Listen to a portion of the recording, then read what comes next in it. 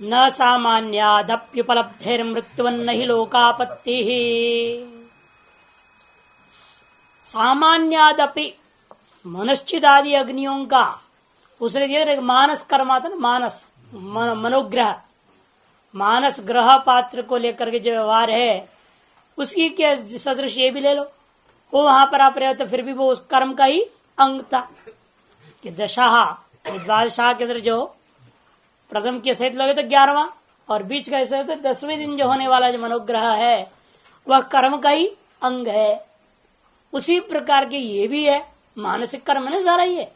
इसे सामान्यात सादृश्याद इतनी मात्र सादृश्यता को लेकर के आप जो है वहां के समान यहां भी कर्मांग अंगावबद्ध उपासना इसको नहीं मान सकते। न कह दिया खत्म।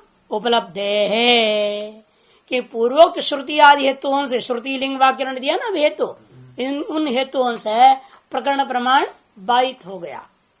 वहां मानव मनोग्रह के विषय में श्रुतिलिंग वाक्य नहीं था, इसलिए प्रकरण प्रमाण के और अंगांगी भाव मान लिया गया। लेकिन यहाँ श्रुति लिंग और वाक्य तीनों प्रकरण का बाधक प्रमाण जब विद्यमान है तब हम प्रकरण प्रमाण के आधार पर इस मनुष्य अग्नियों को किसी कर्म के अंगावबद्ध उपासना मानना उचित नहीं। उपलब्ध है। और दूसरा हेतु दे रहा है मृत्युवत। दूसरी बात यह कि हेतु के साथ दृष्टांत है, इस दृष्टांत के आधार पर भी लोग दो दृष्टांत कहेंगे। मृत्युवत सवा एष आदित्यो मृत्यु कह दिया, अग्निर्वय मृत्यु कहा, अशनाया मृत्यु कह दिया। क्या वास्तव में क्या मृत्यु हो जाएंगे वो है? कहने मात्र से वास्तव में मृत्यु रूप हो न आदित्य मृत्यु है, न अग्नि मृत्यु है, न भूख प्यास ही मृत्यु है। मृत्युवत का दृष्टांत आदित्य पुरुष आदि अग्नि दोनों में मृत्यु शब्द समान होने पर भी समान रूप में प्रयोग है, उत्तरे कहने में से उनका अत्यंत साम्य नहीं होता। और एक दृष्टांत नहीं लोकापत्ति ही, जैसे असोभाव लोको गौतम अग्नि ही कहा, हे गौतम ये जो द्युलोक है ना वो अग्नि है, लोक भी अग्नि रूपता को प्राप्त नहीं। मृत्युवत नहीं, लोकापत्य नहीं, ये दो दृष्टांत है। वहां संविधादि वर्णन किया, सूर्य संविधा है, क्या वास्तव में सूर्य संविधा हो जाएगा? द्युलोक अग्नि हो जाएगा क्या? ऐसा कभी नहीं। तो उसी प्रकार यहाँ पर भी समझिए वास्तव की बात नहीं हो सकते। अतिवे कर्मांग में अवबद्ध उपासना नहीं मान सकती, स्वतंत्र केवल मानसिक कल्पना मात्र ही है। यदुक्तम मानस अवदिति तत्प्रत्युच्चता है। जो पूर्व पक्ष ने कहा था मानस करके मनोग्रहाधिकरण को लिया था तो उसका खंडन करते तत्प्रत्युच्चते, कहते उसका जवाब में नहीं जी, न मानस ग्रह सामान्यादपि मनुष्यदादि नाम क्रिया शेषत्म कल्प्यम। मानस ग्रह के सादृश्यता होने पर भी ये जो भी क्या है केवल मनोमय था और कोई बाह्य क्रिया नहीं था। उसी प्रकार यह भी मनुष्य अग्नियां क्या है? केवल मानस है, यहाँ कोई बाह्य क्रिया नहीं है। इसलिए सादृश्यता होने के कारण से आपने कहा था, लेकिन मनुष्यदादि नाम इतर सादृश्य होने मात्र से ही इन मनुष्य अग्नियों को आप जो क्रिया का अंगत्व न अर्थात अंगावबद्ध उपासना के रूप में न कल्प्यम। पूर्वोक्तेभ्य श्रुत्यादि हेतुभ्यः, हेतु क्या है? पूर्व श्रुति लिंग वाक्य तो है ही है, केवल पुरुषार्थ तो उपलब्ध है, इसलिए वहां पर सिद्ध कर दिया था ये कर्तव्य नहीं है, पुरुषार्थ है, केवल पुरुषार्थ के लिए विहित है, कर्तव्य के लिए विहित नहीं है। तो जैसे वहां पर रहते अन्नाद्य कामम याजेत में दिया ना, अवेष्टि पहले तो पूर्वाधिकरण का अंत में दिया था दृष्टांत अवेष्टियाग। अवेष्टियाग में क्या था कि वही ब्राह्मण क्षेत्र वैश्य तीनों के साथ संबंधित होता हुआ अन्नादि की कामना रूपी फल को पृथक वर्णन किया। और त्रैवर्णिक जो कर्तव्यम न स्वयं जैन ने कहा था कृतर्थतायाम चेत न वर्णत्र संयोगात। उसी और हमें यहाँ पर भी कहना पड़ेगा कि भाई यहाँ भी कर्तव्यतायाम न किंतु पुरुषार्थतायाम एवं संबंधस्य अस्मात् कारणात् श्रुति लिंग हेतुभ्यः नहीं किंचित कश्चित किंचित सामान्यम न संभवती। ऐसा कोई वस्तु ही नहीं संसार में जिसके एक दूसरे वस्तु के साथ में किसी भी प्रकार का किंचित केनचित कस्यचित भी सामान्यम न संभवती, ऐसा नहीं। मैंने अवश्यम एवं भवती, किसी भी वस्तु का किसी भी वस्तु के साथ में किंचित भी सादृश्यता नहीं है, ऐसा तो आप कभी बोल नहीं सकते। हर एक वस्तु का के अन्य वस्तु के साथ ये न के न प्रकार किंचित सादृश्यता मिल ही जाएगा। इसलिए कहते हुए जैसे दृश्यत्वा जैसे हेतु बनते ना कि सबके सामान्य हेतु होते हैं, सभी में है दृश्यत्व, है कि नहीं। अनुमेयत्व, मान लो दृश्यत्व कई बार आपने आंख को नहीं दिखता, अनुमान अनुमेयत्व तो है। ऐसे सामान्य धर्म होते हैं जो परस्पर विरुद्ध वस्तुओं में भी एक सामान्य धर्म जरूर मिल जाएगा, कुछ न कुछ साधर्मता मिल जाता है। इस साधर्म वैधर्म के चिंतन के आधार पर मोक्ष की प्रक्रिया को वैशेषिक दर्शनकार ने भी इसीलिए स्थापित किया है। इसलिए कहते न किंचित कस्यचित केनचित अपि सामान्य न समझती थी नहीं, अर्थात अवश्यम में भवती। नई द्वय हमेशा क्या होता है, दृढ़ता को निश्चय करता, अवश्यम भाविता को नए द्वय के द्वारा बोध कराया जाता है। यहाँ नए द्वय है, नहीं न अर्थात अवश्यम में भवती इत्यर्थ। न चावदा यथा स्व वैषम्यम निवर्तते, इतने मात्र से किंचित सारे होने मात्र से जिनकी अपना अपना जो स्वरूप है, स्वरूप का जो वैषम्यता है वो निवृत्त कभी नहीं होता। जैसे द्रव्यत्व ना पृथ्वी जल तेज वायु सब बराबर है, उतने मात्र से क्या है, जल की अपना क्या है उसके अंदर शीत स्पर्शत्व, अग्नि की उष्ण स्पर्शत्व छोड़ देगा क्या। द्रव्यत्व पर सादृश्यता लेकर के पृथ्वी के समान जल भी गंधवती हो जाए, अग्नि भी गंधवत हो जाए, ऐसा हो नहीं सकता।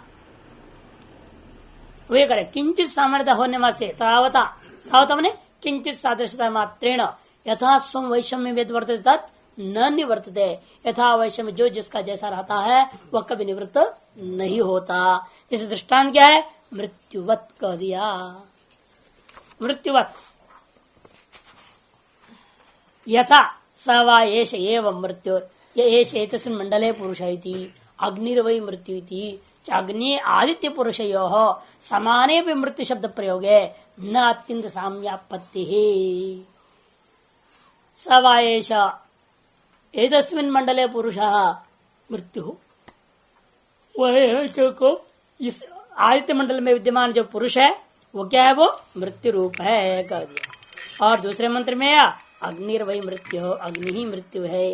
इतने मास से आदित्य और अग्नि दोनों एक साथ एक ही भूत हो जाएंगे क्या। आदित्य और आदित्य पुरुष और अग्नि दोनों मृत्यु शब्द के साथ प्रयोग होने, समान रूप में प्रयोग होने मात्र से उन दोनों वस्तुओं की अत्यंत सादृश्यता साम्यता नहीं है।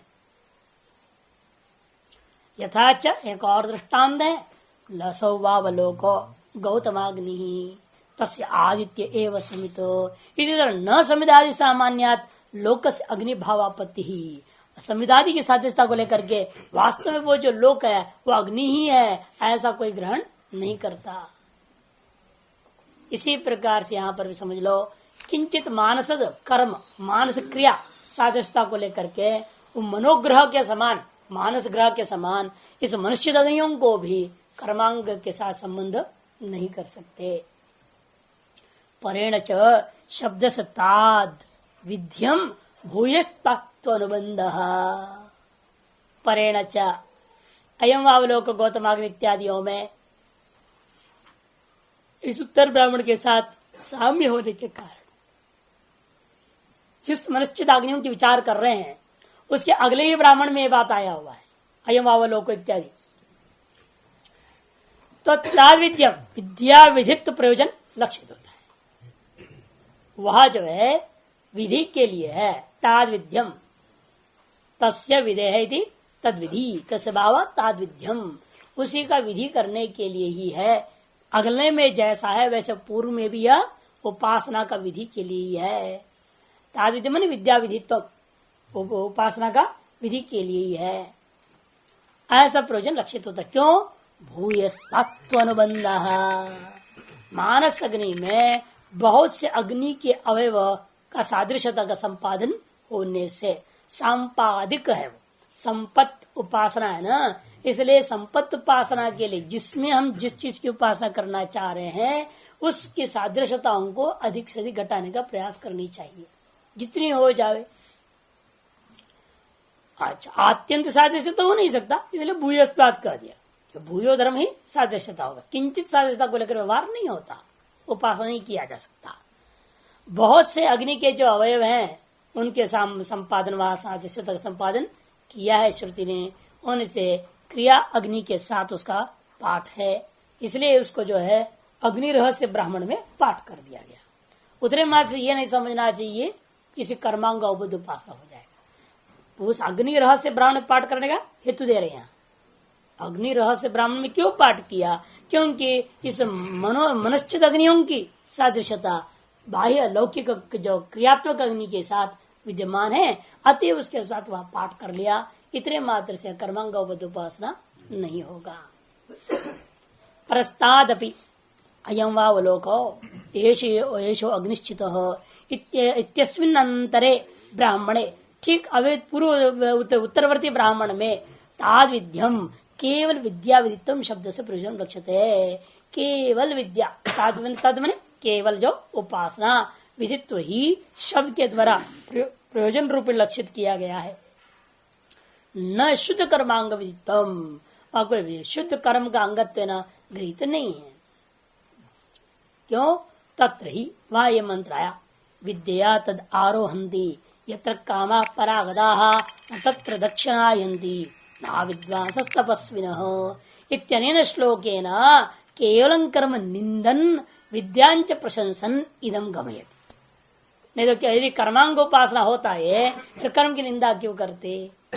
वही कह रहे, केवल कर्म का निंदा करते हुए जो इसकी उपासना किया है वो ज्ञापन करते है केवल उपासना पर है। विद्या तद आरोहंती यत्र कामा परागताः, विद्या से उस स्थान को यह व्यक्ति उपासक प्राप्त कर लेता है जहाँ सकल मनोरथ वह प्राप्त हो जाते हैं, स्वाधीन हो जाता है। परागत का मतलब परास्त हो गए, मैंने वो अपने अधीन हो गया, सब कुछ उसे प्राप्त हो गया। न तत्र दक्षिणायंती कह दिया, और साथ साथ भी कह दिया विद्या से परीक्षा करते हुए श्रुति जो है यहाँ पर जोड़ दिया है कि कुशल जो कर्म कुशल होते हैं वे इस लोक को उस स्थान को प्राप्त नहीं करते। और अविद्वान का अविदुषा, अविद्वान का मतलब क्या? अनुपासक, केवल कर्मी भी नहीं जा सकता और उपासक जो होता वह भी वहां नहीं पहुंच सकता, अनुपासक जो वहां नहीं पहुंच सकता। ना अविद्वान तपस्वी न हो, अविद्वान तपस्वी भी क्यों न हो, वह जो है वहां पहुंच नहीं सकता है। तथा पुरस्ताद भी, इतना ही नहीं, जिस मनश्चित अग्नियों की चर्चा कर रहे हैं आप, इससे पूर्व ब्राह्मण में विचार है क्या? यदेतत् मंडलं दबदे इत्यस्मिन् ब्राह्मणे विद्या प्रदानत्व में लक्षित है, वहां भी उपासना प्रदान ही लक्षित है। इसलिए पूर्वोत्तर में जो उपासना प्रदान है तो बीच में कर्मांग नहीं हो सकता, यह भी उपासना पर ही लेना पड़ेगा। स्वमृतो भवति मृत्यु ही अस्य आत्मा भवति यदि विद्याफले नहीं उपसंहारात न कर्म प्रधानता। इतना ही नहीं, और आगे मंत्र में वह अमृत होता है क्योंकि मृत्यु उसकी आत्मा ही हो जाती है। इस प्रकार से जब विद्या का फल से उपसंहार होने से भी कर्म प्रधानता नहीं हो सकता, न कर्म प्रधानता तत्सामान्यादि तथात्म। इसलिए पूर्वोत्तर की सामान्यता सादृश्यता को देखते हुए मध्य में स्थित मनुष्य अग्नियों को भी उसी प्रकार से उपासना पर लेना और उसको कर्मांग नहीं मानना।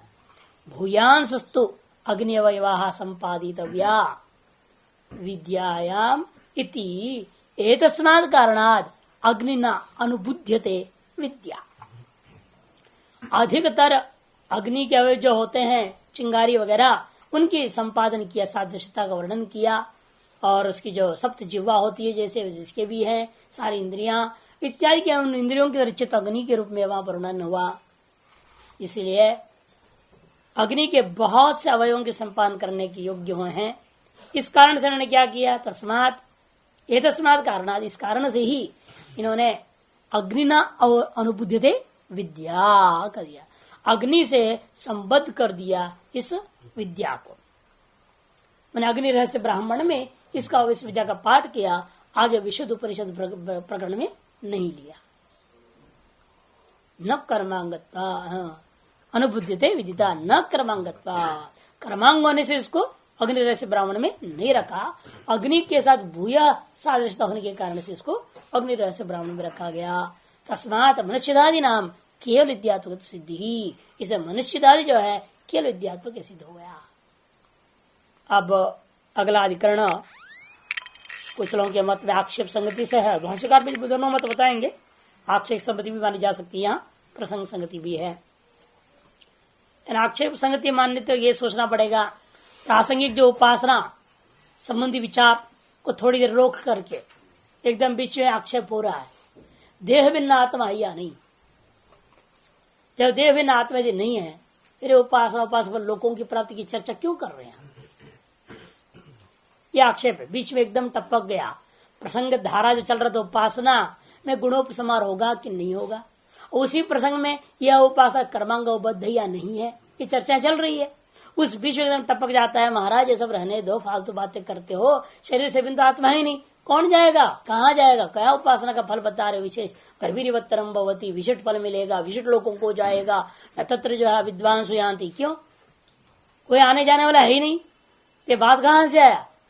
न तत्र दक्षिणायंती न विद्वान सतपस्मिना, ये जैसे बोला तुरंत रोक देता है गाड़ी कि वास्तव में शरीर से बिना आत्मा ही नहीं। चारवा खड़ा हो गया यहाँ पे, शरीर से बिना आत्मा ही नहीं है, फिर क्यों आप ये सब चर्चा कर रहे? तब उनको सिद्ध करना नहीं, शरीर से बिन आत्मा है। एक अथवा प्रसंग संगत्या विचार करोगे, अभी इस अधिकरण में अपने क्या पूर्वाधिकरण में क्या निर्णय दिया?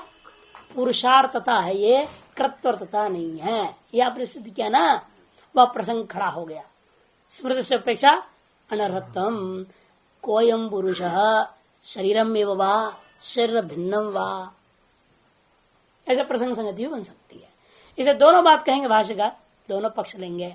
या तो प्रासंगिक जो चल रहा था उपासना का संबंधी विचार, उसको निरुद्ध देह भिन्न आत्मा अस्तित्व आक्षेपं कृत्वा तद भिन्नत्वं साधयति, अथवा प्रसंग संगत्या मनुष्यदादि पुरुषार्थ इत्युक्तम तत्र कोयम पुरुषः शरीरं वा शरीर भिन्नं वा इति विचार्यते। एतदर्थम इदम अधिकरणं प्रारब्धम ऐकात्म्याधिकरणमिति। ऐकात्म्याधिकरण शुरू होता है, इसका अधिकरण सार देखिए। आत्मा देहस्तदन्यो वा चैतन्यम मन शक्तिवत मद शक्तिवत भूत मेलनजम देहे नान्यत्रात्मा वपुस्ततः भूतोपलब्धि भूतेभ्यो विभिन्ना विषयित्वतः सैवात्ता भौतिकात् देहादन्योस्य परलोक भाग। कहते आत्मा देह तदन्यो वा, ये देह आत्मा अतो देहान्यो वा आत्मा। कहता है पूर्व पक्ष, ये जो आत्मा चैतन्य है वह शरीर ही है। क्यों?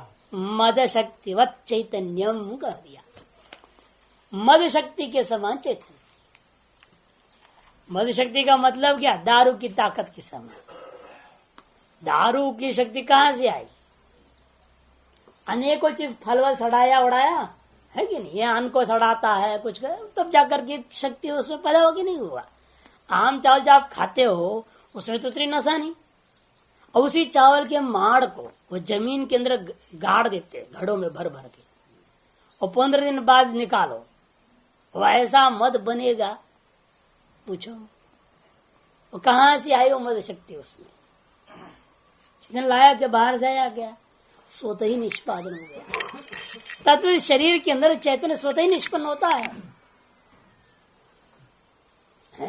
सफेद रंग का चूना था, हरा रंग का पान पत्ता, लाल रंग जो हल्का कस्सा रंग का जो है कत्था था, तीनों को मिला करके जब चबा दिए एक लाल रंग निकला कि नहीं निकला? सफेद कहाँ गया, हरा कहाँ गया? वो सब मिल करके नया रंग खड़ा हो गया। उसी प्रकार से कहता है कर्म से, कहते हैं भूत मेलनजम, भूतों का मेलन। सत्वरजतमात्मक जो आप इसलिए दृष्टांत 3 लिया ना उसने, पान कत्ता इत्यादि, है उसी प्रकार से 4 ले लो तो भूतों की दृष्टांत बन जाएगी, वही भूत मेलनम हो जाएगा। और ये गुणों के लिए कहना होता है सत्वरजतम ले लेते हैं हम लोग, 3 ही ले लो, नहीं तो 4 ले लो, और सुपारी भी रख दिया ना, चौथा वो हो गया। इस प्रकार जितने आप दिखाना चाहो, आजकल तो 25 मसाला डाल देते हैं, तो 25 तत्व सारा मिला दो, कोई दिक्कत नहीं, जैसे जैसे बना लो, घटाने के ऊपर है, संख्या की कोई महत्व तो है ही नहीं। इसलिए कहते कि देखो भूत मेलनजम चैतन्यम मद शक्ति वक्त देहे, देह में जो है जो चैतन्य अनुभव होता है वह सब भूतों का मिलन से उत्पन्न उसी प्रकार दृष्टांत है मद शक्ति के समान। नान्यत्र आत्मा, इसलिए अन्य कहीं आत्मा शरीर से भिन्न नहीं है, ततः वो पूरे व आत्मा, इसलिए शरीर ही आत्मा है।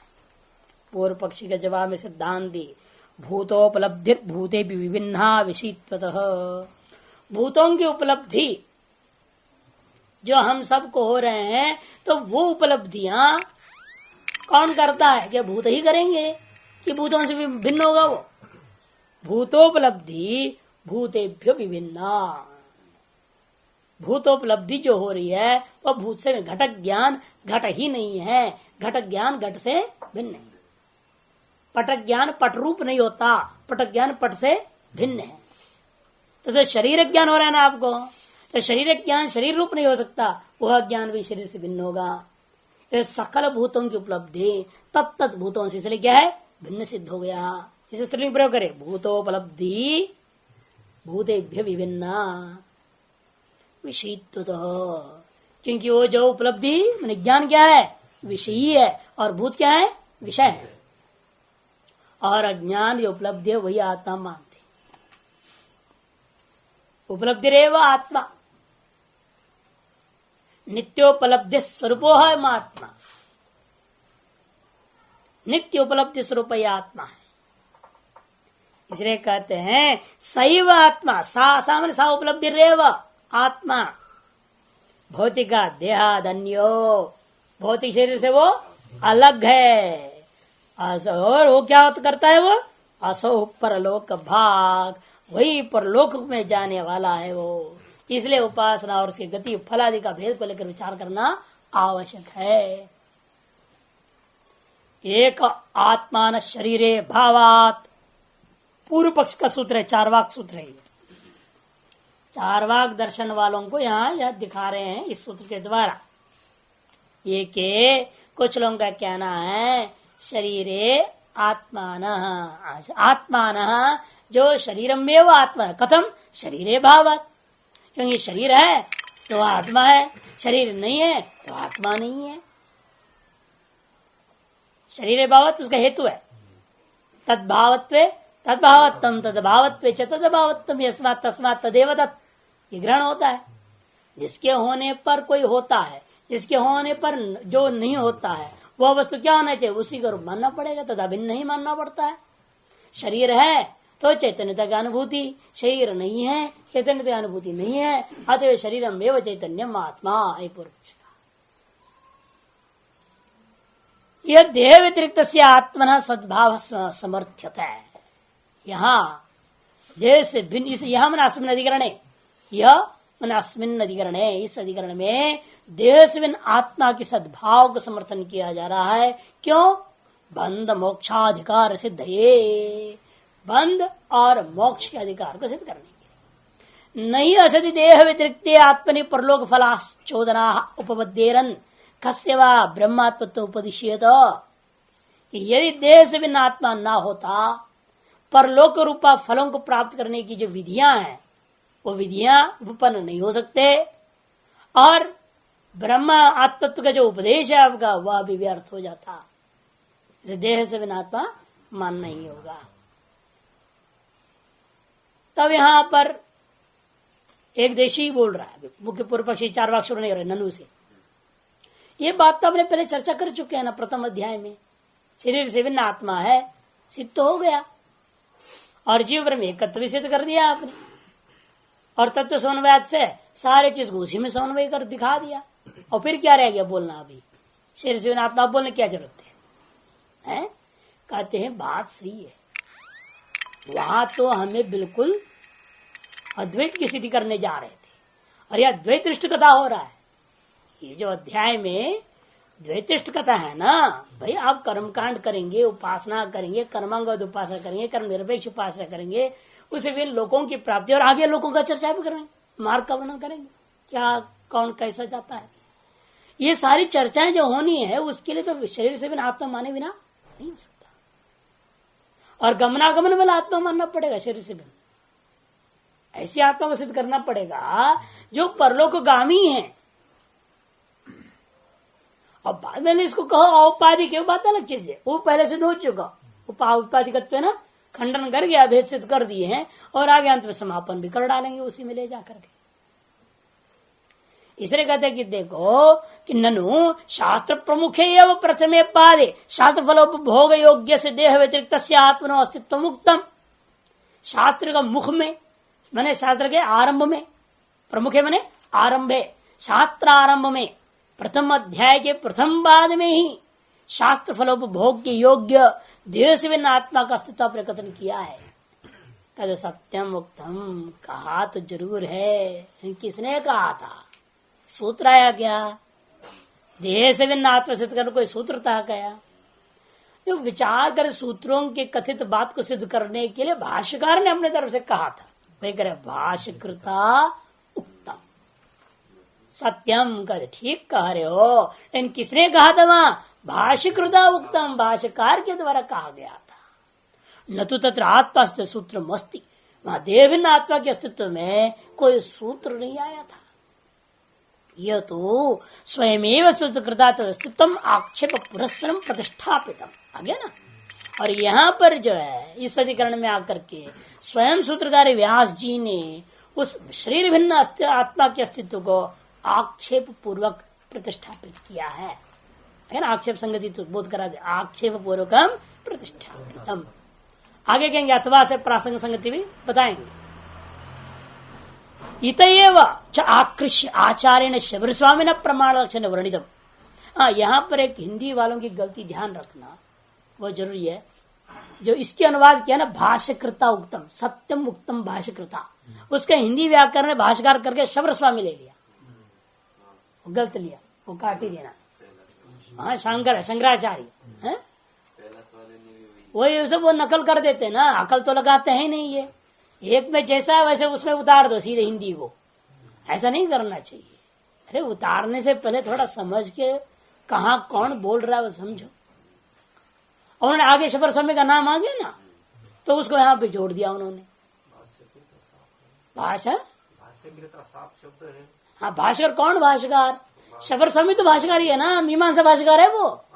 हाँ इसलिए तो भ्रांति हुई और आगे उनका नाम भी लिया गया शबर स्वामी भाष्यकार का, मीमांसा भाष्यकार की। तो इसलिए लोगों को भ्रांति हो जाती है। नहीं वो बात है, प्रथम पाद यहाँ की चर्चा हो रही है और यहाँ का भाष्य किसने लिखा? आचार्य शंकर। शबर आचार्य शबर तो नहीं लिखा। इसे वहां जो भाष्यकृता का अर्थ होना चाहिए शंकराचार्य कृता। और आगे जो है इस बात को पुष्ट कैसे कर रहे हैं? वो शबर भाष्य के आधार पर पुष्टिकरण कर रहे हैं। वही इतएव मने यहीं से आकृष्य मने उत्तर मीमांसा जो ब्रह्मसूत्र से खींच कर ले गया इस बात को। कौन? शबर मुनि ने अपने मीमांसा भाष्य में समझाने के लिए। इतएव च आकृष्य आचार्येण शबर स्वामिना प्रमाण लक्षण वर्णितम। यहाँ प्रमाण लक्षण में मीमांसा का प्रथम अध्याय, मीमांसा का प्रथम अध्याय। और कुछ लोग जो लेते हैं उनके हिसाब से सही बनेगा। यदि आप ये अर्थ करेंगे पहले से शुरू करना अर्थ वही बदल दो। शास्त्र प्रमुख एवं प्रथम पाद मतलब कौन सी शास्त्र लेना? ब्रह्मसूत्र नहीं लेना, ब्रह्मसूत्र नहीं लेना, मीमांसा सामान्य, केवल मीमांसा ले लो। तब क्या होगा? वहां भाष्यकृता शबर स्वामी हो जाएगा। वो अर्थ लेंगे आप। दोनों मीमांसा को मिलाकर के एक मीमांसा लीजिए आप, दोनों मीमांसा को मिलाकर के एक शास्त्र मान लीजिए। मीमांसा शास्त्रम, उसे पूर्व मीमांसा, ये उत्तर मीमांसा। उस दृष्टिकोण से क्या होगा? शास्त्र कृता प्रथम पाद मतलब हो जाएगा, वहां भाष्यकार होगा वही लेनी पड़ेगी, शबर स्वामी को ही लेना पड़ेगा। लेकिन सूत्रकृता नोक्तम वहां घटाएगा कैसे? लेकिन उस हिसाब से चलेगा। न तो स्वयमेव सूत्र, यह तो स्वयमेव सूत्रकृता, वो पंक्ति कैसे घटाओगे? क्योंकि उन सूत्रों को बनाया जैमिनी ने, इन सूत्रों को बनाया वेद व्यास जी ने। अलग है ना सूत्रकार, वो घटेगा नहीं।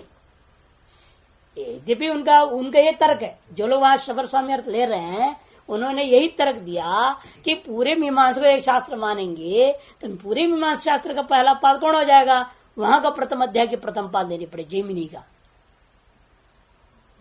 और उन्होंने यहां से अर्थात वेद व्यास की जो सूत्रों से शबर मुनि ने वहां ले गया, ऐसा अर्थ तो घटाना चाहते हैं।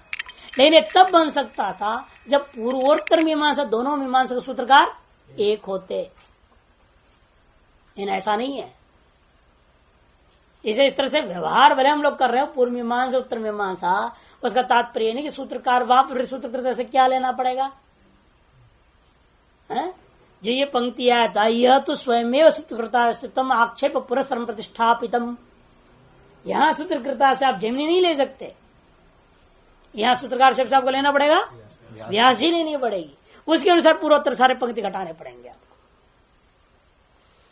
अतएव हमारे हिसाब से वहां भाष्यकृता से क्या बन जाता है, इसलिए आचार्य शंकर को ही लेना, क्योंकि बोल रहे पूर्व एकदेशी बोल रहे ना, एकदेशी इस बात को उठा रहे हैं, आप भाष्यकार के द्वारा वहां कह दिया गया है, फिर दोबारा क्यों कह रहे हो, तब कहते वहां पर भाष्यकार के द्वारा जो कहा गया था उसके सूत्रकार के द्वारा प्रतिस्थापित है। यह च इदम अतएव च भगवता उपवर्षेण प्रथमे तंत्रे आकृष्य आचरण सबर स्वामिना प्रमाण लक्षण वर्णितम प्रथम अध्याय वर्णितम। अतएव च भगवता उपवर्षेण प्रथमे तंत्रे आत्मास्तित्व विधान प्रसक्तौ शारीरके वक्ष्यामिति उद्धार कृतः। इसलिए भगवान उपवर्षाचार्य दोनों मीमांसा पर वृत्त्यात्मक ग्रंथ को लिखे, उन्होंने क्या किया, प्रथमे तंत्र में पूर्व मीमांसा में आत्मास्तित्व का विधान प्रसक्ति होने पर उन्होंने वहां चर्चा ही नहीं की। जैसे शबर मुनि ने यहां से ले जाकर के वहां चर्चा कर दिए, लेकिन उपवर्षाचार्य जी ने ऐसा नहीं किया। वहां जब चर्चा करने लगे, जय प्रसंग आया आत्मास्तित्व के, शरीर बिना आत्मास्तित्व के प्रसंग, उस समय उन्होंने कह दिया इसको हम शारीरिक में जाएंगे, शारीरिक मीमांसा में विचार करेंगे। सीधे इसको वहां से यहाँ हटाई दे, वहां विचार ही नहीं किया, यहां से वहां ले विचार करने की अपेक्षा उन्होंने कहा इसको वही करेंगे भविष्य में। यहाँ उसको प्रसंग वसा स्मरण आगे तो उसको ले आऊं, ऐसा नहीं। भले शबर मुनि जी ने ऐसे किया, लेकिन हम ऐसा नहीं करेंगे। ऐसा करके उपवर्षाचार्य जी ने जो है प्रथमे तंत्रे आत्मस्थ विधान प्रसक्त शारीर के वक्षामह इति उद्धार कृतः, मैंने उत्तर ही करने की बात कहा। यह चीदम 14 लक्षणेशु उपासनेशु विचार्यमाणेशु आत्मास्तित्व विचार्यते। और यहाँ पर यह चीदम 14 लक्षणेशु उपासनेशु आगे ना, इसलिए यहाँ पर क्या है, विधि से विशिष्ट जो उपासनाएं हैं उसी प्रसंग विचार्यमाणेशो तारस विधियों का विचार किए जाने पर आत्मास्तित्व विचारते, आत्मा के अस्तित्व हम विचार कर रहे हैं। कृष्ण शास्त्र शेषत्व प्रशंसनाय, लेकिन उसका लाभ क्या होगा, यहाँ चर्चा करने का लाभ समस्त शास्त्रों का शेषत्व न उसका ग्रहण हो सकता है, लाभ हो सकता है। चाहे कर्म कांड हो, चाहे उपासना कांड हो, चाहे ज्ञान कांड हो, किसी भी का विचार आप करेंगे तो शरीर से उन आत्मा को स्वीकार किए बिना वो विचार ही व्यर्थ हो जाएगा। इसे समस्त शास्त्रों का शेषत्व ने बात यहां कह दिया गया है, जो शरीर से बिना आत्मा की अस्तित्व सिद्धि। अपिच पूर्वस्मिन् अधिकरणे प्रकरण उत्कर्ष अभिगमेन मनुष्यदादिनां पुरुषार्थत्वं वर्णितम। आगे ना अपिच से प्रसंग संगति घटा रहे अभी। अपिच और दूसरी बात क्या है, दूसरी मैंने भी पहले आक्षेप संगति के अनुसार बता दिया, और अब दूसरी बात यह है कि पूर्वाधिकरण में आपने प्रकरण के अप्य को ऐसे उत्कर्ष करके स्वीकार करते हुए मनुष्य अग्नियों को क्या किया, श्रुति लिंग वाक्य आदि हेतुओं के द्वारा जब पुरुषार्थ वर्णन किया तो वहां प्रश्न उठा, कोसो पुरुष यस्य अर्था इदम उच्यते। वह पुरुष कौन है जिसके लिए, जिसके अर्थ, जिसका प्रयोजन की सिद्धि के लिए आप इन उपासनाओं को ले रहे हो। यदर्था एते मनुष्यदादि इत्यस्याम है ना, यदर्था एते मनुष्यदादय कोसो पुरुष, ऐसा नहीं, जिनके लिए आप इन मनुष्य अग्नि आदि को उपास रूप स्वीकार कर रहे हो वह पुरुष कौन है। इति अस्याम प्रसक्तौ इदम देह व्यतिरिक्त से आत्मा अस्तित्व उच्चते है। इस प्रकार के प्रसंगता प्राप्त होने पर वहां देह से बिना आत्मा है, उसके लिए ही ये सारी चीजें कही गई है, बात सिद्ध किया जा रहा है। तद अस्तित्व आक्षेपार्थम च इदम आदिमम सूत्रम, उसी अस्तित्व का आक्षेप करने के लिए ये पूर्व पक्ष परक पहला सूत्र इस अधिकरण का। अच्छा, आक्षेप पूर्वी का ही परिहारोक्तिर विवक्षित अर्थ है स्थूणा निखड़न न्याय दृढ़ बुद्धि उत्पादित। और आक्षेप पूर्वक यदि परिहार कथन करने के लिए जब विचार किया जाए किसी भी विषय में, उसे क्या हो जाता है, स्थूणा निखड़न न्याय के समान यहाँ पर भी वो बात वह विषय अत्यंत दृढ़ हो जाता है। दृढ़ बुद्धि उत्पत्ति, दृढ़ बुद्धि दृढ़ निश्चय को उत्पन्न कर देता है। अत्र के देहमात्रात्मदर्शिनो लोकायतिका देह व्यतिरिक्त आत्मना भाव मन्यमाना समस्त व्यस्तेषु बाह्येषु पृथिव्यादिषु अदृष्टम अपि चैतन्यम शरीराकार परिणतेषु भूतेषु सेति संभावयन्तः तेभ्य चैतन्य मदशक्तिवत विज्ञानम चैतन्य विशिष्ट काय पुरुषेति च आहुः। अच्छा, अत्र के यहाँ पर एक सूत्र में था ना, एक अत्र में कौन है वो, देह मात्र आत्मवादी, देह मात्र आत्मदर्शी लोकायतिका। हाँ, उनको लोकायतिक भी कहते हैं, चार वाक कहते हैं। देह व्यतिरिक्त से आत्मा भाव मन्यमाना, देह से भिन्न आत्मा का अभाव को मानते हैं। समस्त व्यस्तेश बाह्येषु पृथिव्यादिषु अदृष्टम अपि, असले वो क्या कहते हैं, देखो बाहर में समस्त रूपेण विद्यमान हो जाए, व्यस्त रूपेण विद्यमान हो, उनमें आत्मा का अनुभव हो रहा है क्या? एक ईंट पड़ा है, उसमें आत्मा का अनुभव नहीं होता। ईंटों को जोड़ के मकान बना दिया तो मकान में भी आत्मा का अनुभव नहीं होता ना। एक ईंट में आत्मा न भी हो, उसके संघात में आत्मा मान लेते, वह नहीं होता, लेकिन संघात में भी आत्मा नहीं। एक पृथ्वी कण में नहीं, पृथ्वी को बड़ा पहाड़ खड़ा कर दो, उसमें भी नहीं। लेकिन अचानक देख लो, शरीर बनते ही इसके अंदर उन्हीं चीजों से मिलाया, पृथ्वी जल तेज वायु को मिला दिया और शरीर बना दिया। और जब बाहर में जब पृथ्वी अलग था, जल अलग था, वायु अलग था, तेज अलग था, उनका व्यष्टि रूप देख लीजिए, चाहे उनका समष्टि रूप देख लीजिए, कहीं चैतन्य का अनुभव में नहीं आ रहा। लेकिन उनका संघात भाव प्राप्त होते बराबर या चैतन्य हो गया। इसे मानना पड़ेगा, शरीर ही चैतन्य है, आत्मा है। वह कहते हैं समस्त व्यस्तेषु बाह्येषु पृथ्वी आदिषु अदृष्टम अपि चैतन्यम, बाहर कहीं भी नहीं दिखाए। लेकिन शरीराकार परिणतेषु भूतेषु, जब वे चारों भूत क्या मिलकर के शरीराकार को प्राप्त कर गए, तब क्या हुआ, भूतेषु शरीराकार परिणतेषु भूतेषु स्यादिति संभावयन्तः, चैतन्यम स्यात्, ऐसा अनुवाद कर देना। अदृष्टम चैतन्यम शरीराकार परिणतेषु भूतेषु स्यात्, वो सर्वत्र बाह्य सकल व्यष्टि और समष्टियों में अपरिदृष्ट जो चैतन्य है, शरीराकार परिणत होते ही बराबर उन भूतों में दिखाई देता है। यदि संभावयन्तः, ऐसी संभावना को प्रकट करते उन्होंने कहा, तेभ्य चैतन्यम मदशक्तिवद, उनसे उत्पन्न हो रहा है शक्ति जो चैतन्य, उसी प्रकार जिस प्रकार सबने चावल से वगैरह मिला जुल करके डाल दिया, उसे क्या हो गया, मिलजुल करके नया दारू बन गया। नहीं, दारू और कुछ नहीं, सड़ा चीज है वो, हरे क्या सड़ा चीज का शोधन करके दे दिया आपको लगता बहुत अच्छी चीज है, बहुत महंगे होते दारू के साधन। अब सड़ा चीज का शोधन करके पी लिया तो उतना पैसा दे के पी रहे हैं, इतने मूर्ख हैं। नहीं, लोग बड़ा विचित्र है,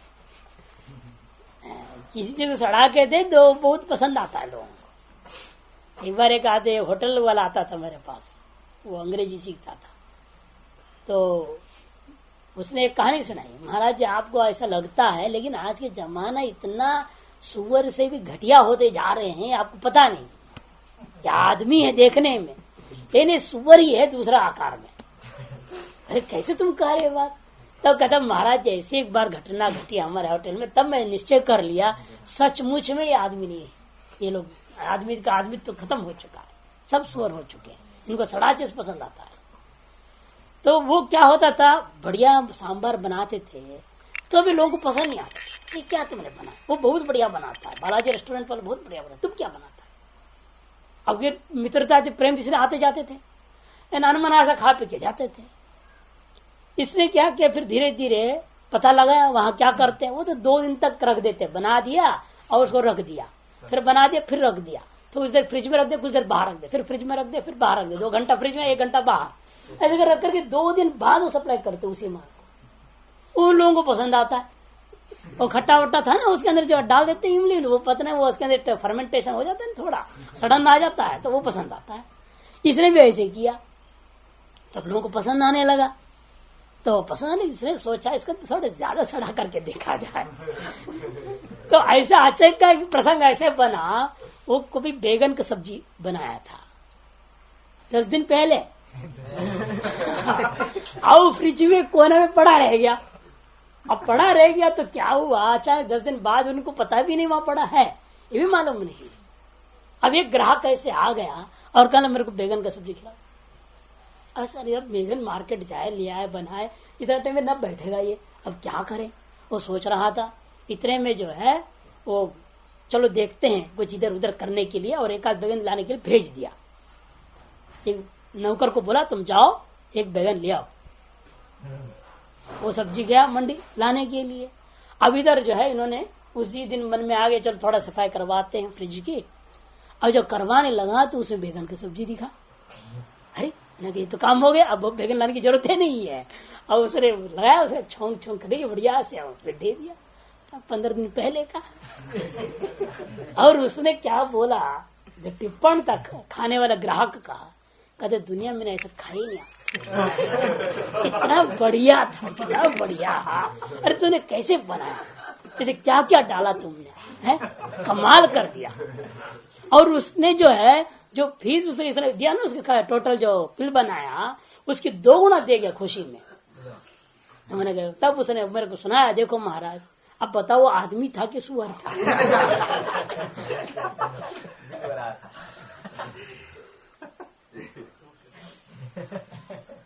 तो मद शक्तिवत, मद शक्ति में सब प्रसन्न होते हैं। जितना खट्टा मीठा टेढ़ा मेढ़ा बना रहे उतनी आनंद आता है लोगों को। तो मद शक्तिवत विज्ञानम चैतन्य विशिष्ट काय पुरुष इति चाहो, इसलिए मद शक्ति के समान वह चैतन्य रूप विज्ञान है ऐसे मानो।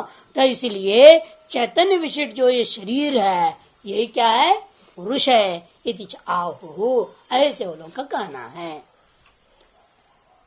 न च स्वर्ग गमनाय अपवर्ग गमनाय वा समर्थो देह व्यतिरिक्त आत्मा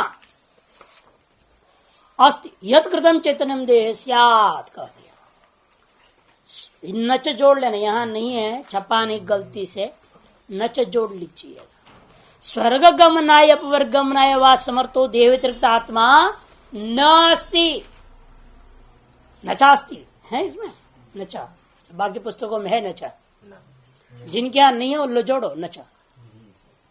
इसके वाक्य में शुरू में नचा नचा, नचा स्वर्ग गमनाय, स्वर्ग गमन, पूर्व पक्षी बोल रहा है, स्वर्ग का गमन करने के लिए या मोक्ष को पाने के लिए समर्थभूता देह से कोई आत्मा नाम का वस्तु नहीं है। यत् कृतम चैतन्यम देह स्यात्, जिसको निमित्त मान करके आप शरीर में पृथक चैतन्य मानना चाहते हो, आत्मा मानना चाहते हो, ऐसा कोई नहीं है। किंतु शरीर ही में ही ये भूतों का मिश्रण से स्वतः ही मद शक्ति के समान ये भी चैतन्य प्रकट हो गया है। कहीं से आत्मा आया नहीं है, न कहीं जाता है, ऐसा कोई नहीं जाने आने वाला।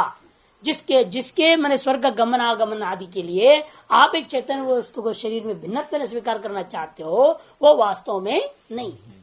देह एव तु चेतश्चात्मा चित प्रतिज्ञानते, इसलिए देह ही चैतन्य, देह ही आत्मा है, ऐसे जो पूर्व पक्षी की प्रतिज्ञा है। हेतुंचा चक्षत है, और इस प्रतिज्ञा में उनका हेतु क्या है, स्वयं हेतु दे रहे, शरीरे भावादिति यदि यस्मिन् सति भवति असति च न भवति तत्त धर्मत्वेन अध्यवस्यते, क्योंकि नियम सामान्य व्याप्ति बना दिया, जो जिसके होने पर होता है और जिसके होने पर न होने पर नहीं होता है वह उसका धर्म माना जाता है। ऐसे पृथ्वी है तो गंध आ रहा है, पृथ्वी नहीं है तो गंध नहीं है। अच्छा, गंध किसका धर्म हुआ? पृथ्वी का धर्म हुआ। शरीर है तो चैतन्य का अनुभव हो रहा है, शरीर नहीं है चैतन्य का अनुभव नहीं हुआ, अतः चैतन्य शरीर का धर्म है।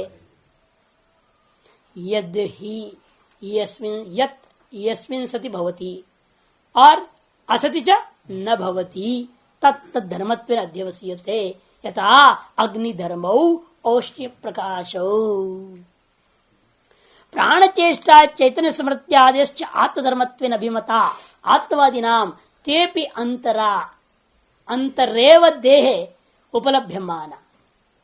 वह सब इस देह के बिना उपलब्ध नहीं होते, बहिश्च अनुपलभ्यमाना, बाहर उपलब्ध नहीं हो रहे हैं। असिद्धे देह व्यतिरिक्त धर्मिणी देह धर्माय भवित मरंती तस्माद अव्यतिरेको देहात आत्मनिति। प्राण की चेष्टा हो, चाहे चैतन्य हो, चाहे स्मृति हो, इत्यादि जो आप धर्म देख रहे हो ना, इत्यादि आत्मधर्मत्वेन विवाता, जिसको अन्य लोग आत्मवादी कौन हो गया? नहीं आएगी मीमांसक वेदांती, ये सब जो है आत्मवादी लोग है, पृथक आत्मवादी लोग। वे लोग जिन धर्मों को आत्मा का धर्मत्व स्वीकार कर रहे हैं वे वास्तव में आत्मा का धर्म नहीं है, वो शरीर का ही धर्म है। क्यों?